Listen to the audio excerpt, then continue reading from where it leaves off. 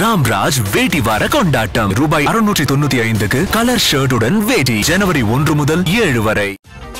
Sir வணக்கம். வணக்கம் CP. நிறைய கேள்விகள் இருந்து கேட்டிருக்காங்க. அது மாதிரி உங்களோட பேச்சுக்கு நாலேஜுக்கு நிறைய பேர் ஃபேன்ஸும் ஆயிட்டாங்க சார். நிறைய பேர் பாராட்டு தெரிவிச்சிருந்தாங்க. ஒவ்வொரு ஷோலையும் வந்து கேள்விகளோட உங்களை பத்தின பாராட்டுகள் தான் நிறைய இருந்தது. நன்றி. பட் நம்ம எல்லாம் ஹீரோ கிடையாது, நிகழ்ச்சி தான் ஹீரோ. சந்திரன்கிற நேரு சார் நிறைய பேர் கிட்ட நேர்லயும் கேட்டாங்க. அன்பு சிபி, நாகப்பன் சாரை பொருளாதார விமர்சகர்னு ஏன் குறிப்பிடுறீங்க? அவரை பொருளாதார நிபுணர் அல்லது வல்லுநர்னு குறிப்பிடுங்க அப்படின்னு கேக்குறாங்க. இது அப்புறம் இந்த அரசியல் விமர்சகர் அப்படிங்கிற மாதிரி ஆயிடுது.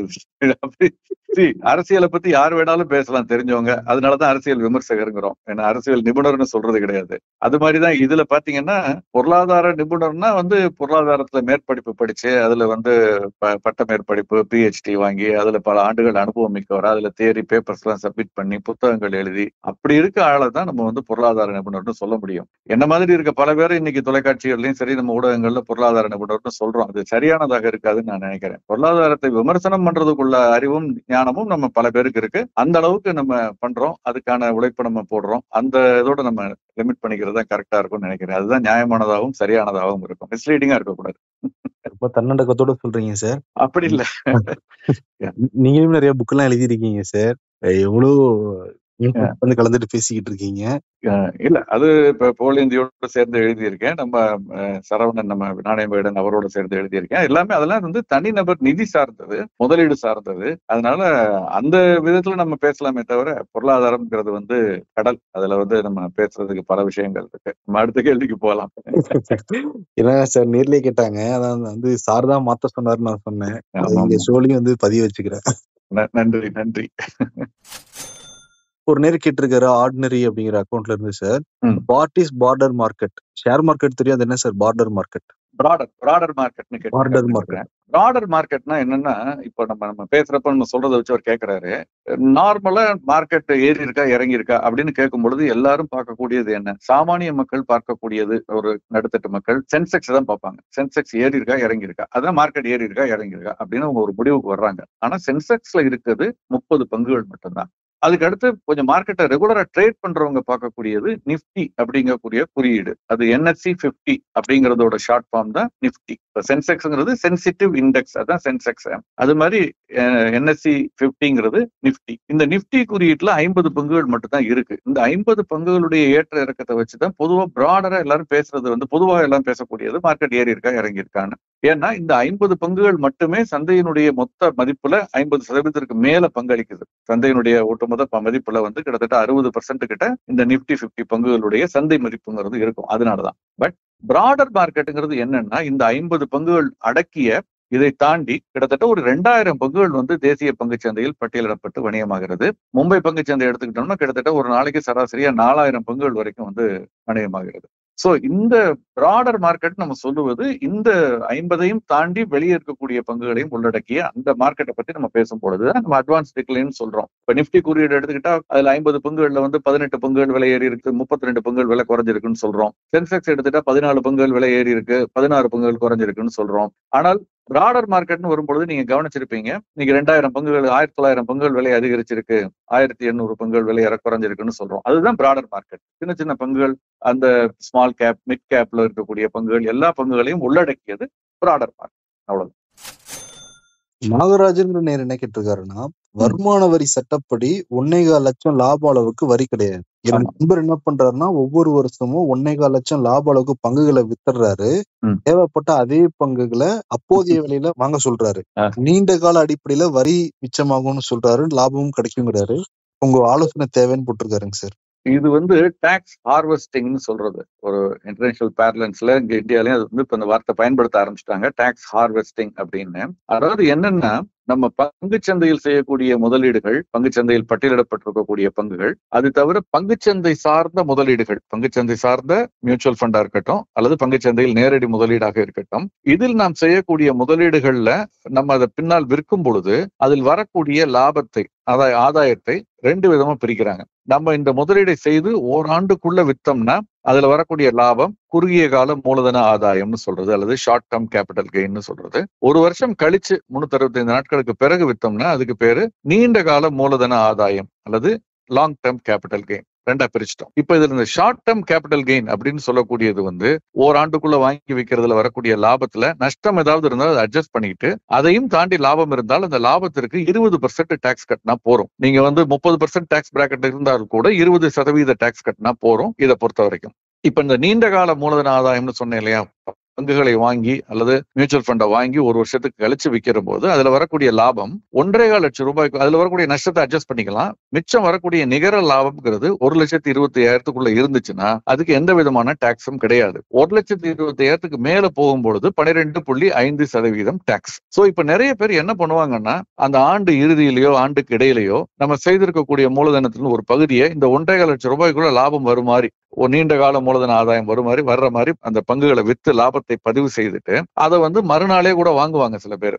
அது வந்து சட்டப்படி தவறு இல்லை. சட்டத்தினுடைய இன்டென்ஷன் அது இல்லைன்னா கூட, சட்டத்தின் இந்த ஸ்பிரிட் ஆஃப் லா அது இல்லைன்னா கூட, பட் அதனுடைய சட்டப்படி அது தவறு கிடையாது. அதை வந்து நம்ம இன்கம் டேக்ஸ் ஆபீசரோ யாரோ உங்க இன்டென்ட்ல நீங்க வரியை ஏப்பு செய்வதற்காக அப்படி வித்தீங்களான்னு கேள்வி கேட்பாங்களான்னு கேட்கலாம், நமக்கு தெரியல. பட் ஆனால் சட்டப்படி அது தவறு கிடையாது, பண்ணலாம். நீங்க வந்து ஒரு பங்கை வாங்கி ஒரு வருஷத்துக்கு மேல ஆச்சு, அதுல வந்து ஒரு 1.5 லட்சம் ரூபாய்க்குள்ள லாபம் வருது, 1,15,000 நீங்க வித்துட்டீங்க. இன்னைக்கு மறுநாள் காலையில நீங்க அதே பங்கை வாங்குறீங்க. வாங்கிட்டு என்ன உங்களுக்கு அது மேல என்ன நம்பிக்கை இருக்கு, நீங்க அதை விற்க விரும்பல, இந்த லாபத்துக்காக விற்கிறீங்க, அதுக்காக வித்துட்டு இது பண்றீங்க வரி செலவுக்காக அப்படின்னா பண்ணலாம். இப்படி நீங்க பண்ணாம இருந்துட்டு அடுத்த ஆண்டு திரும்ப பங்கை விற்கும் பொழுது ஒரு 2 லட்சம் ரூபாய் லாபம் வருதுன்னா 1.5 லட்சம் ரூபாய்க்கு வருமான வரி கிடையாது, 75,000 ரூபாய்க்கு லாபம் வரும். புரியுது இல்லையா? சோ இதே நீங்க வருஷம் நீங்க வந்து 100 ரூபாய்க்கு வாங்கி 1 லட்சம் ரூபாய்க்கு 1.5 லட்சம் ரூபாய் லாபம் வர்ற மாதிரி வித்துட்டு மறுநாள் வாங்கிட்டீங்கன்னா மறுநாள் என்ன விலைக்கு வாங்குறீங்களோ அந்த விலையத்தான் உங்க அடக்க விலையா எடுத்துக்கிட்டு அதுல இருந்து ஓராண்டுக்கு பிறகு நீங்க விற்கும் பொழுது அந்த நீங்க அந்த ஒரு ஆண்டுக்கு முன்பு வாங்கின விலைக்கும் வித்த விலைக்கும் உள்ள அந்த இடைவெளிக்கு தான் டாக்ஸ் வருவாங்க.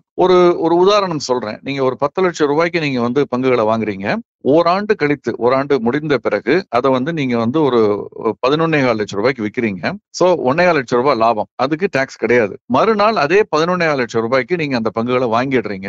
அதுக்கு அடுத்த ஆண்டு 12,50,000 ரூபாய்க்கு ஏறிடுது, விற்கிறீங்க. அப்ப 11.25 லட்சம் ரூபாய் தான் உங்க அடக்க விலையாகும். அந்த 2 வருஷத்துக்கு முன்னால வாங்கின 10 லட்சம் ரூபாய் அடக்க விலையில, ஏன்னா அதுதான் நீங்க வித்துட்டீங்கல்ல 2வது ஆண்டு. சோ அந்த 11.25 லட்சம் ரூபாய் அடக்க விலையில இருந்து 12 லட்சம் ரூபாய்க்கு வித்ததுக்கு 1.25 லட்சம் ரூபாய் லாபம்ங்கிறதுனால அந்த லாபத்துக்கு டாக்ஸ் கிடையாது. இப்ப இதற்கு நேர்மாறா நீங்க ஒரு வருஷம் 10 லட்சம் ரூபாய்க்கு வாங்கி 2 வருஷம் கழிச்சு 12,50,000 ரூபாய்க்கு விற்கிறீங்கன்னா உங்களுடைய நிகர லாபம் 2,50,000. அதுல 1.25 லட்சத்துக்கு டாக்ஸ் கிடையாது. இன்னொரு 1.25 லட்சம் ரூபாய்க்கு 12.5% நீங்க டாக்ஸ் கட்டணும். இதை அவாய்ட் பண்றதுக்கு தான் அவங்க இந்த மாதிரி பண்றாங்க. இதுக்கு இப்ப இந்த வருஷம் வித்து லாபத்தை பதிவு செய்துக்கிறது 1.25 லட்சம் ரூபாய் லாபம் வர்ற மாதிரி. இதுல ஒரே ஒரு சிக்கல் இருக்கு. இன்னைக்கு வித்துறீங்க, மறுநாள் வாங்க போறீங்க. அப்ப மறுநாள் விலை ஏறிடுச்சுன்னா என்ன பண்ணுவீங்க? அதுவும் 1% 1/2% ஏறினா கூட பரவாயில்ல, உங்க டாக்ஸ் மிச்சத்துல நீங்க அதை சரி பண்ணிக்கலாம். சில சமயங்கள்ல சில பங்குகள் அதீத விலை ஏற்றத்துல ஒரு 10% எல்லாம் ஏறி அப்பர் லாக்ல போய் அப்பர் சர்க்கியூட் ஹிட் பண்ணி உங்களுக்கு பங்குகளை வாங்க முடியாத சூழல்லாம் வரலாம். இந்த ரிஸ்க்கும் இருக்குங்கிறத மறந்துடக்கூடாது. அந்த மாதிரியான அதுக்கு ஏற்ற பங்கான்னு நினைச்சு அதை நீங்க பண்ணணும். இது தப்பு இல்லை.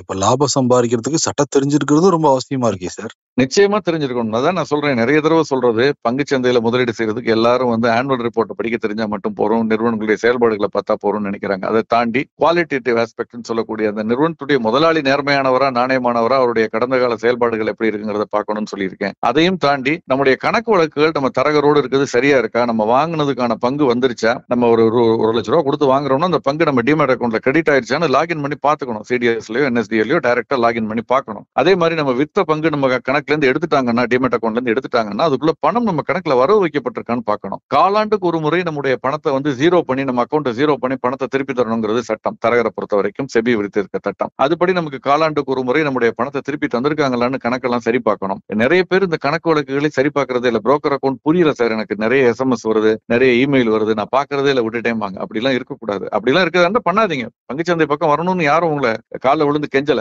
இந்த கஷ்டப்பட்டு சம்பாதிச்ச பணம் இது நீங்க ப்ராப்பரா முதலீடு செய்யறதுக்கு டிப்ஸ்ன்னு கேட்கறது. அதே சமயத்துல டிப்ஸ் எவ்வளவு முக்கியம், உங்க ஹோம்ஒர்க் அவ்வளவு முக்கியம். இந்த மாதிரி கணக்கு வழக்குகளை சரி பார்க்கறது முக்கியம். அதே மாதிரி சட்டத்திட்டங்கள், வருமான வரி சட்டத்தை கொஞ்சம் இதெல்லாம் ஒன்னும் பெரிய எக்ஸ்பர்ட்டா சார்ட்டர்ட் அக்கௌண்டா இருக்கணுங்கிறது இல்ல. இப்ப நான் சொன்ன எளிமையான ஒரு விஷயம் தான். அந்த பேசிக்கான அடிப்படையான விஷயத்தை நம்ம தெரிஞ்சு வச்சுக்கிறதுங்கிறது முக்கியம். சார், இப்ப இந்த சேலரி எம்ப்ளாய்டும் வந்து ஷேர் மார்க்கெட் எல்லாம் வந்து இன்வால்வ் ஆகிட்டு தான் இருக்காங்க. ஆமா, உங்களுக்கு டாக்ஸேஷன் போய்கிட்டு இருக்கும் ஆல்ரெடி. ஆமா. ஷேர் மார்க்கெட்ல சம்பாதிச்சாலும் அதுக்கும் டாக்ஸ் கட்டணுமாங்க சார்? நீங்க என்ன சம்பாதிச்சாலும் டாக்ஸ் கட்டணும் சார். நீங்க செலவு பண்றதுக்கு டாக்ஸ் கட்டுறீங்க, அதுக்கு உங்க ரத்தம் கொதிக்கல. சார் வருமானமே இல்லாம செலவு பண்றவங்களும் டாக்ஸ் கட்டுறாங்க. ஒரு சாமானிய மக்கள் சாலையோரம் நம்ம கொடுக்கக்கூடிய பணத்தை வாங்கிட்டு போய் ஒருத்தர் வந்து ஒரு பொருள் வாங்குறாருன்னா அதுக்கும் ஒரு டாக்ஸ் கட்டுறாரு. அவர்கிட்ட பணமே இல்லாம தான் நம்மகிட்ட வந்து பணத்தை வாங்குறாரு அவரு, அதுக்கும் டாக்ஸ் கட்டுறாரு. அதுக்கு தான் நம்ம கவலைப்படணும். வருமானத்துக்கு வரி கட்டுறதுக்கு கவலைப்படாதீங்க. ஆனா ஏன்னா அது ஒரு ப்ராக்ரெசிவ் வே ஆஃப் டாக்ஸிங். அது நீங்க உங்களுக்கு வருமானமே வரலைன்னா டாக்ஸ் கட்ட வேண்டாம், நிம்மதியா இருக்கலாம்ல. சொல்றது நிறைய பேருக்கு பிடிக்காது. பட் ஏன்னா நம்ம கையில பணத்தை கொடுத்துட்டு எடுக்கிறாங்கல்ல, வலிக்கத்தான் செய்யும். பட் நம்மளே நம்மள அறியாம பணத்தை கொடுக்குறோமே, நம்ம மறைமுகமான வரி மூலமாக பொருள் கட்டும் பொழுது நம்ம கொடுக்குறோம். நான் ஜிஎஸ்டின்னு சொல்ல விரும்பல. ஏன் சொல்ல விரும்பலைன்னா, இதுக்கு முன்பு நம்ம கொடுத்துக்கிட்டு தான் இருந்தோம். நேர்மையா நாணயமா தொழில் பண்றவங்க முன்பு அந்த வரியை கொடுத்துக்கிட்டு இருந்தோம், இப்பவும் கொடுத்துக்கிட்டு இருக்கோம். அதனால அந்த மறைமுக வரி தான் ரொம்ப வலியானது, எல்லாருக்குமான வலி. அது வருமான வரிங்கிறது வருமானம் இருக்கவங்களுக்கு மட்டுமான வலி. முருகசாமிங்கிற என்ன கேட்டிருக்காருன்னா, டிவிடெண்டுக்கும் வருமானத்திற்கு வரி உண்டான்னு கேட்டிருக்காருங்க சார்.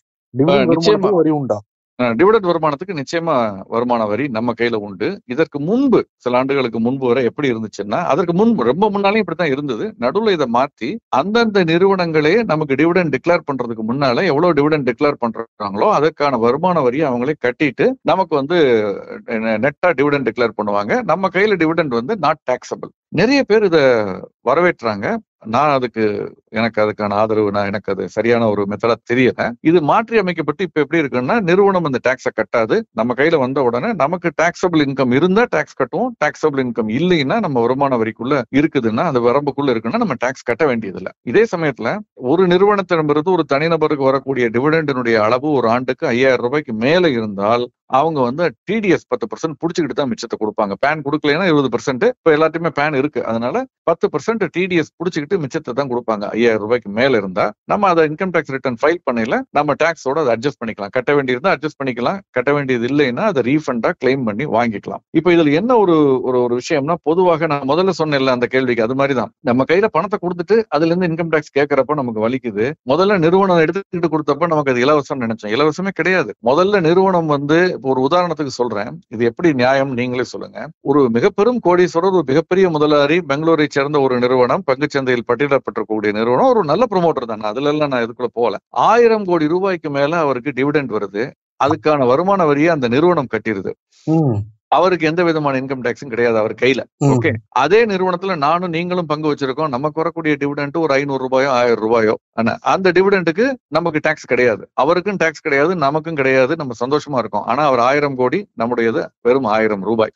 ஓகே, இதுதான் முன்பு இருந்த நிலைமை. இப்ப எப்படின்னா, இதுக்கு நம்ம 2 பேருக்கும் சேர்த்து அந்த நிறுவனம் வந்து டாக்ஸ் கட்டிக்கிட்டு இருந்துச்சு. ஓகே, இப்ப என்ன பண்ணிட்டாங்க, அந்த 1000 கோடி அவர்கிட்ட கொடுத்துடுறாங்க. அவருடைய டாக்ஸ் ஸ்லாபை பொறுத்து அவர் 300 கோடியோ 333 கோடியோ எவ்வளவு கோடியோ டாக்ஸ் கட்டுறாரு. நம்ம வந்து டாக்ஸ் கட்டுறது இல்லை. ஏன்னா நமக்கு வந்து வருமான வரிக்குள்ள 7 லட்சம் ரூபாய்க்குள்ள இருந்தா நம்ம அதுக்கு டாக்ஸ் கட்ட வேண்டாம். 7 லட்சம் ரூபாய்க்கு மேல இருந்தால் இப்ப நான் அதுக்கு டாக்ஸ் கட்டிக்கிட்டு இருக்கேன். ஓகே, சோ அந்த மாதிரியா பார்க்கும் பொழுது இதுதான் ப்ராக்ரெசிவ் வே ஆஃப் டாக்ஸேஷன். உங்களுக்கு இன்கம் டாக்ஸ்க்குள்ள வந்தா நீங்க கட்ட வேண்டாம், வரலைன்னா கட்டுங்க நீங்க அப்படிங்கிறது. அதனால என்ன பொறுத்த வரைக்கும் வந்து இது மேம்போக்கா பார்த்தா இது ஒரு சரியானது இல்லைங்கிற மாதிரி தெரிஞ்சா கூட இதுதான் ஒரு ஈக்விட்டபிள் மெத்தட் நான் நினைக்கிறேன். வருமான வரி கட்டணும். இப்ப இருக்க லெவல்ல உங்களுக்கு வருமான வரி இருந்தால், வரம்புக்குள்ள இருந்தா நீங்க இன்கம் டாக்ஸ் கட்ட வேண்டாம். அந்த டிவிடெண்ட் அக்கௌண்ட் என்ன கேட்டிருக்காங்கன்னா, நிப்டி வந்து 23,500, பேங்க் நிப்டி ஷேர் வந்து கிட்டத்தட்ட 55,000க்கு மேல. ஆமா, எப்படி இது மட்டும் அதிகமா இருக்கு அப்படின்னா, வங்கித்துறை வலிமையானதா? இல்ல, இந்த மாதிரி அவர் ரொம்ப ரொம்ப சுவாரஸ்யமான ஒரு கேள்வி. ஏன்னா ரொம்ப ஹோம்ஒர்க் பண்ண வச்ச, யோசிக்க வச்ச ஒரு கேள்வி இது. அவர் கேட்கிற கேள்வி ரொம்ப நியாயமானது, ஓரளவு உண்மையும் கூட. அதை நம்ம ஒத்துக்கணும். ஏன்னா இன்னைக்கு நிப்டி எடுத்துக்கிட்டீங்கன்னா, நிப்டி 50 ஸ்டாக்ஸ்ல கிட்டத்தட்ட 1/3, 3/1 பங்கு வந்து நிதித்துறை சார்ந்த பங்குகள் தான் இருக்கு. பேங்க்ஸ், என்பிஎஃப்சிஸ், ஹெச்டிஎஃப்சி பேங்கா இருக்கட்டும், ஆக்சிஸ் பேங்கா இருக்கட்டும், கோட்டக் பேங்கா இருக்கட்டும், அல்லது என்பிஎஃப்சி, பஜாஜ், அந்த மாதிரியான நிறுவனங்கள் தான் அதுல பெரும்பகுதி முக்கிய பங்கு வகிக்கிறது. நிப்டிங்கிறது 1995ஆம் ஆண்டு அடிப்படையாக கொண்டு 96ஆம் ஆண்டு லான்ச் பண்ணப்பட்டது. பேஸ் வந்து 1000. அந்த 1000ங்கிறது தான் இன்னைக்கு 25,000 கிட்ட இருக்குது. 24,000, 25,000 இருக்கு. வேற வங்கித்துறைக்கான குறியீடுங்கிறது வந்து பேஸ் இயரே 2000 தான், 95 கிடையாது. லான்ச் பண்ணது 2003 தான். அவங்க 96ல நம்ம நிப்டி லான்ச் பண்ணதுக்கு ரொம்ப 7-8 ஆண்டுகள் கழித்து தான் லான்ச் பண்றாங்க. ஆனால் அது பேஸ் அதே 1000. ஆனா அந்த 1000 இன்னைக்கு 50,000 வரைக்கும் வந்துட்டு வந்திருக்கு. சோ அப்ப அவர் கேக்குறது ரொம்ப ஒரு நியாயமானது. வங்கித்துறை ரொம்ப வலுவா இருக்கான்னா அந்த மாதிரியான அது ஓரளவு உண்மைன்னு நான் சொன்னேன். ஏன் ஓரளவுக்குன்னு சொல்றேன்னா அதை தாண்டி நம்ம இதை பார்க்கணும். இது அந்த மாதிரியான ஒரு தோற்றம் முழுமையானது உண்மை, முழுமையான பொய்யும் இல்ல. ஹாஃப் ட்ரூத் ஹாஃப் இது. பிகாஸ் வங்கித்துறையில் பல பங்குகள் இருக்கு. வங்கித்துறை, நிதித்துறைன்னு எடுத்துக்கிட்டோம்னா நூற்றுக்கணக்கான பங்குகள் இருக்கு. வங்கித்துறையில பொதுத்துறை வங்கிகளே 12 பங்குகள், தனியார் வங்கிகள் எண்ணில் அடங்காது. ஸ்மால் பைனான்ஸ் பேங்க் நிறைய இருக்கு. ஆனால் இந்த நிப்டி பேங்க் குறியீடு இருக்கு இல்லையா, பேங்க் நிப்டியில் இருக்குது வெறும் 12 பங்குகள் மட்டும்தான். HDFC bank, ICICI, Kotak, axis bank, state bank, இந்த மாதிரி ஒரு இண்டஸ்இண்ட் பேங்க் இருக்கு, ஃபெடரல் பேங்க் இருக்கு, பேங்க் ஆஃப் பரோடா இருக்கு, IDFC ஃபர்ஸ்ட் இருக்கு, பஞ்சாப் நேஷனல் பேங்க். இந்த 12 பங்குகள் மட்டும்தான். இந்த 12 பங்குகளை தாண்டி பல பங்குகள் இருக்கு. உதாரணமா கனரா வங்கி இருக்கு, பொதுத்துறை வங்கிகள்ல, தனியார் வங்கிகள்ல பல வங்கிகள் இருக்கு. அதெல்லாம் இதுல சேர்க்கல. அதனால இது மொத்த வங்கியினுடைய இது முழுமையாக பிரதிபலிக்கிறதாவும் நம்ம எடுத்துக்க முடியாது. பட் எஸ், வங்கித்துறைக்கான முக்கியத்துவம்ங்கிறது நிப்டி குறியீட்டிலும் அதிகமா இருக்கு. அது இருந்து கூட நிப்டியினுடைய பெர்ஃபார்மன்ஸை விட பேங்க் இது எப்போதுமே இருக்கும். அந்த செக்டோரல் பெர்ஃபார்மன்ஸ்ங்கிறது ஒரு பிராடர் இண்டெக்ஸை விட சில சமயங்கள்ல அதிகமா இருக்கும். சில சமயங்கள் அதுக்கு நேர்மாறா நிப்டியை விட குறைந்து இருந்ததையும் நம்ம பார்த்திருக்கிறோம். கடந்த காலங்கள்ல சில சமயங்கள்ல நிப்டியினுடைய பெர்ஃபார்மன்ஸ் அளவுக்கு பேங்க் நிப்டி பெர்ஃபார்ம் பண்ணாதையும் பார்த்திருக்கோம். ஏன்னா அந்த காலத்துல என்பிஏ ரொம்ப அதிகமா இருந்து கடந்த 2-3 ஆண்டுகள்ல பெரிய அளவுல என்பிஏ கட்டுப்படுத்துவதற்கான நடவடிக்கைகள் எடுக்கப்பட்டு என்பிஏ குறைச்சிருக்காங்க. அதனாலதான் பொதுத்துறை வங்கிகள் இந்த அளவுக்கு நான் வணிகமாய் பார்த்ததே கிடையாது. பொதுத்துறை வங்கிகளுடைய விலை எப்போதுமே ரொம்ப குறைவாக இருக்கும். இப்ப கடந்த ஓரிரு மாதங்களாக குறைவா இருக்கிறத பார்க்க முடிகிறது. பட் அதுக்கு முன்பு நல்ல ஒரு ஏற்றத்துல இருந்தது. சோ அதுக்கு காரணம் இதுதான். சோ இந்த செக்டோரல் வேல்யூவேஷன் ஒரு கட்டத்துல ஐடி, ஒரு கட்டத்துல பயோடெக், இந்த மாதிரி ஒன்றொன்றும் செக்டோரல் இது அதிகமா இருக்கும் நிப்டியை விட. சிலது நிப்டியை விட குறைவா இருக்கும். சில காலத்துல எது அதிகமா இருந்ததோ அதுவே நிப்டியை விட குறைவாக இருக்கிறதையும் பார்த்திருக்கோம். So Nifty is a broader index, அனைத்தையும் உள்ளடக்கியதுங்கிறதுனால அதனுடைய performance composite of or reflective of overall market. வேற இது ஒவ்வொரு துறை சார்ந்தது. அவ்வப்பொழுது ஏற்றத்துல இருக்கும், அவ்வப்பொழுது இறக்கத்துல இருக்கும். அதை நம்ம புரிஞ்சுக்கணும். சுந்தரன் என்ன கேட்டிருக்காருன்னா, நாட்டோட ஜிடிபி அதிகரிச்சுன்னு சொல்றோம். ஜிடிபி அதிகமா இருக்கு, விலைவாசி அதிகமா இருக்கு, அப்ப பொருட்களோட விலையும் கண்டிப்பா அதிகமா தானே இருக்கும். வெறும் ஜிடிபி அதிகமா இருக்குன்னு சொன்னா அது சரியான வேல்யூவா ரெப்ரசென்ட் பண்ணணுமா?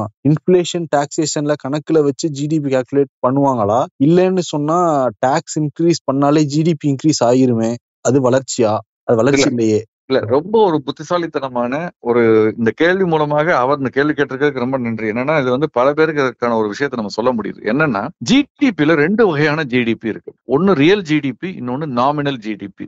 பொதுவாக நாம் பேசக்கூடியதெல்லாம் நாமினல் ஜிடிபி. நாமினல் ஜிடிபிங்கிறது என்னன்னா இந்த ஆண்டு எவ்வளவு பொருட்கள் உற்பத்தியாக இருக்கிறோ அதனுடைய இன்றைய சந்தை மதிப்பு, அதனுடைய அடக்க விலை, இந்த காஸ்ட் அல்லது இன்ஃபிளேஷன், அதனுடைய மதிப்பை எடுத்து பெருக்கி வரக்கூடிய வேல்யூ, சந்தை விலை கிடையாது, அதனுடைய மதிப்பு, அதை வச்சு வரக்கூடியது இன்னைக்கு இருக்கக்கூடிய ஒரு ஜிடிபி. இதை நாமினல் ஜிடிபின்னு சொல்லுவோம். ஏன் நாமினல் ஜிடிபின்னு சொல்றோம்னா, ஒரு உதாரணம் சொல்றேன். போன வருஷம் ஒரு வாட்ச், நம்ம ஒட்டுமொத்த இந்தியாவில ஒரே ஒரு வாட்ச் தான் உற்பத்தி பண்ணிருக்கோம், வேற எந்த பொருளும் உற்பத்தி பண்ணலன்னு ஒரு உதாரணத்துக்கு வச்சுக்கோம். அந்த கடிகாரத்தினுடைய விலை 1000 ரூபாய் போன வருஷம். இந்த வருஷமும் அதே ஒரே ஒரு கடிகாரம் தான் உற்பத்தி பண்ணிருக்கோம், அதனுடைய விலை 1100 ரூபாய். இப்ப என்ன ஜிடிபி என்னன்னு கேட்டீங்கன்னா, போன வருஷம் 1000 ரூபாய், இந்த வருஷம் 1100 ரூபாய். 1100 ரூபான்னு சொல்லும் பொழுது உற்பத்தி அதிகரிச்சிருக்க கிடையாது. அதே உற்பத்தி தான், அதே ஒரு கடிகாரம் தான் உற்பத்தி பண்ணிருக்கோம். ஆனா விலை மட்டும் கூடி இருக்கு. பணவீக்கத்தின் காரணமாக அல்லது உற்பத்தி பொருட்களுடைய விலையேற்றத்தின் காரணமாக, மூலதன பொருட்களுடைய விலையேற்றத்தின் காரணமாக, அல்லது இன்னைக்கு வேற யாருமே வாட்சே பண்ணல, நான் ஒரு ஆள் தான், அதனால நான் இந்த விலை வைப்பேன்னு ஏதோ ஒரு காரணத்துல விலை அதிகரிச்சிருக்கு, அவ்வளவுதான். உற்பத்தி அதிகரிக்கல. சோ இதை நம்ம நாமினல் ஜிடிபின்னு தான் சொல்ல முடியுமே தவிர ரியல் ஜிடிபிங்கிறது என்னன்னா பேஸ் இயர் என்ன, போன வருஷம் என்ன நம்ம பண்ணமோ அந்த மதிப்புலயோ இந்த காலத்து யூனிட். இப்ப 2 வாட்ச் பண்றோம், இந்த 2 வாட்ச் எடுத்துக்கிறது, போன வருஷம் ஒரு வாட்ச், இந்த வருஷம் 2 வாட்ச். ஆனா போன வருஷம் வேலை 1000 ரூபாயோட பெருக்கி சொல்றப்ப 2000 ரூபாய். அப்ப போன வருஷம் 1000 ரூபாய் ஜிடிபி, இந்த வருஷம் 2000 ரூபாய் ஜிடிபின்னு சொல்லணும். இந்த வருஷம் 2200 ரூபாய் ஜிடிபின்னு சொல்லக்கூடாது. அப்ப அது நாமினல் ஜிடிபி ஆயிருது. பணவீக்கத்தை கணக்குல எடுத்துக்கிட்டு சொல்றது நாமினல் ஜிடிபி, பணவீக்கத்தை கணக்குல எடுக்காமல் உண்மையான உற்பத்தியை மட்டும் சொல்றது ரியல் ஜிடிபி. பெரும்பாலானவர்கள் ரெண்டையுமே கம்பேர் பண்ணி பார்ப்பாங்க. பட் பொதுவாக நமக்கு வரக்கூடிய தகவல் புள்ளிவிவரங்கள் எல்லாமே, ஏன்னா அது எளிதானது. நாமினல் ஜிடிபி கால்குலேட் பண்றது எப்படின்னா, ஒட்டுமொத்தமான எல்லா பொருள், பலவிதமான பொருட்கள். ஒரு வாட்ச்ங்கிறப்ப உங்களுக்கு நான் எளிதா சொல்லிட்டேன். இது வாட்ச் மட்டும் நம்ம உற்பத்தி பண்றது இல்ல, பலதரப்பட்ட பொருட்களை உற்பத்தி பண்றோம். ஒவ்வொரு பொருளுக்கும் ஒவ்வொரு விலை. போன வருஷம் ஒவ்வொரு பொருளுக்கும் உற்பத்தி இந்த வருஷம் மாறும், கூடும் குறையும், அதனுடைய மதிப்பு கூடும் குறையும். அதோடு பெருக்கி சொல்லும் பொழுது மாறுறதுனால பொதுவாக நம்ம நாமினல் ஜிடிபி தான் பாக்குறோம். அதுல பணவீக்கத்தை கழிச்சுட்டு பார்த்தாதான் ரியல் ஜிடிபிங்கிறது நமக்கு தெரிய வரும். சிறப்புங்க சார். நேர்களுடைய நிறைய கேள்வி நீங்க பதில் சொல்லிருக்கீங்க. ஜிடிபி, வரி, சட்டம் ஏன் அவசியம் தெரிஞ்சுக்கணுங்கிற அளவுக்கு சொல்லிருக்கீங்க. ஆமா, தேங்க்யூ சோ மச் சார். இன்னும் நிறைய கேள்விகள் நேரில் கேட்டிருக்காங்க. எவ்வளவு முடியுமோ வரும் நாட்கள்ல அவ்வளவு பேசுவோம் சார். நிச்சயமா சிபி, நான் ஒரே ஒரு விஷயம் தான் சொல்லிக்க விரும்புறேன். நிறைய பேர் கேள்வி கேட்கறாங்க. எல்லா பதில்களையும் நம்ம சொல்ல முடியாத காலனால திரும்ப திரும்ப சொல்றோம். எப்பெல்லாம் முடியுமோ கட்டாயம் சொல்றோம். அதுக்காக நீங்க கேட்கறத நிறுத்தாதீங்க, தொடர்ந்து கேட்டுக்கிட்டு இருங்க. உங்கள் கேள்விகள் கவனிக்கப்படுகிறது. அதற்கான உரிய மரியாதையை நாங்க அளிக்கிறோம். அதுக்கான எங்களுக்கு மகிழ்ச்சி, ரொம்ப சந்தோஷம். பட் நிச்சயமா அதற்கான பதில வரக்கூடிய நாட்கள்ல சொல்லுவோங்கிறத மட்டும் நம்ம சொல்லிக்கலாம். நன்றி சார். நிச்சயம் சார். ரொம்ப நன்றி sir. Thank you so much sir. Ramraj வேட்டி வார கொண்டாட்டம் ரூபாய் 695க்கு கலர் ஷர்ட்டுடன் வேட்டி ஜனவரி 1 முதல் 7 வரை.